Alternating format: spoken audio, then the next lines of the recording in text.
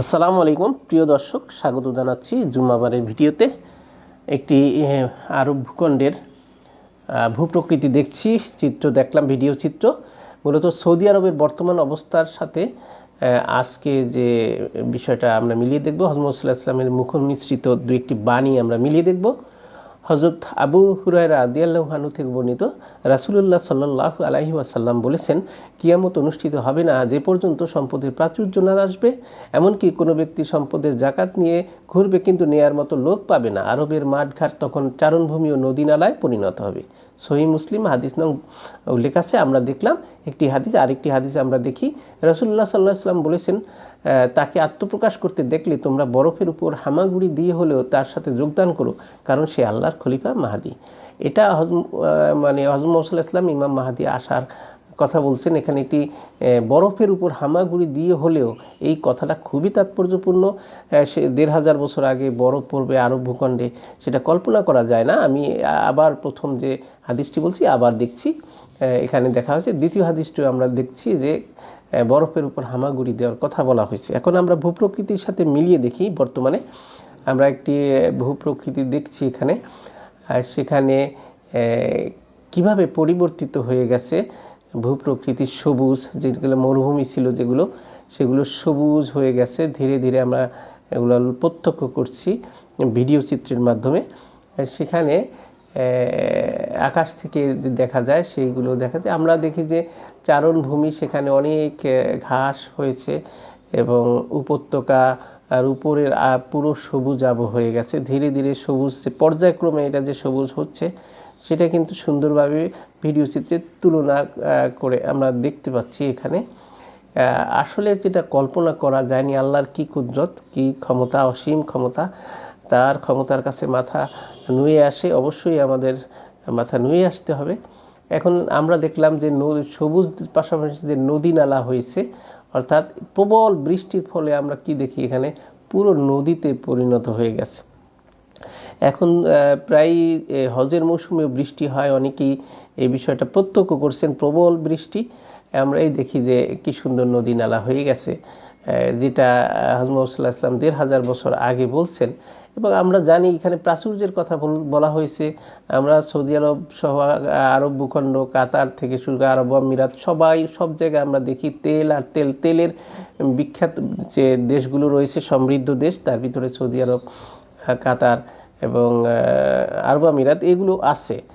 এছাড়াও আমরা কিছু সোনার খনির কথা জেনেছি। ২০২২ সালে আমরা দেখেছি মদিনায় সোনার খনি, সেই সোনার খনি। আর এখন ২৩ সালে আমরা দেখলাম মক্কায় সোনার খনি, প্রাচুর্যের কথা আমরা এখানে।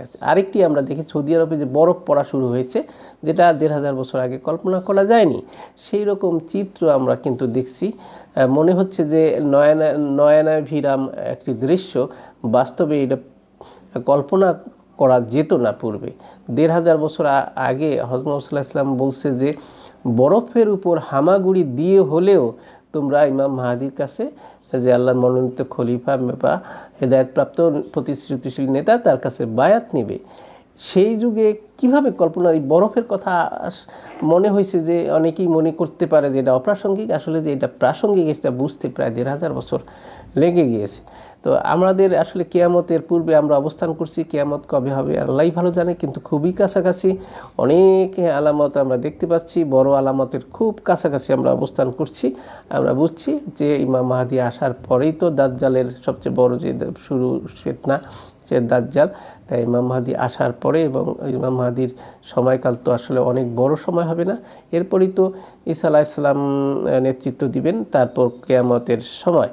তা আমরা এই যে বিষয়গুলো দেখছি, এই জন্য আমরা এইগুলা দেখানোর আমার চিন্তার কারণটা হলো যে আমরা বুঝতে পারছি না যে আমরা কোথায় অবস্থান করছি। ভয়াবহ ফিতনার যুগে আমরা আছি, সমস্যা মুসলমানদের নেতৃত্ব নেই, মুসলমানরা বিভক্ত, এবং আলেম সমাজ সঠিক দিক নির্দেশনা দিতে পারছে না, নেতা নাই, এবং অনেক দেশ নির্যাতনের শিকার হয়েছে। সুতরাং প্রিয় দর্শক, আমাদের কি আর সময় আছে বসে থাকার? সঠিক পথে আসার শেষ সময় কিন্তু অতিক্রান্ত হচ্ছে। আমাদের এখন কোরআন এবং হাদিস অধ্যয়ন করা উচিত এবং সঠিক পথে আসা উচিত। এবং এই যে কথাগুলো বলছে কিয়ামতের আগের আলামত, সেদিকে আমাদের এই যদি আল্লাহর সন্তোষ অর্জন করতে চাই, আমাদের সফল হতে চাই, অর্থাৎ যে কাঙ্ক্ষিত যে জান্নাত সেটা পেতে হলে অবশ্যই আল্লাহ সন্তুষ্টি অর্জন করতে হবে। সেক্ষেত্রে হাদিস পাঠ, কোরআন অধ্যয়ন করা ছাড়া বিকল্প নেই এবং সঠিক বন্ধুবান্ধব এগুলো আমাদের বেছে নিতে হবে।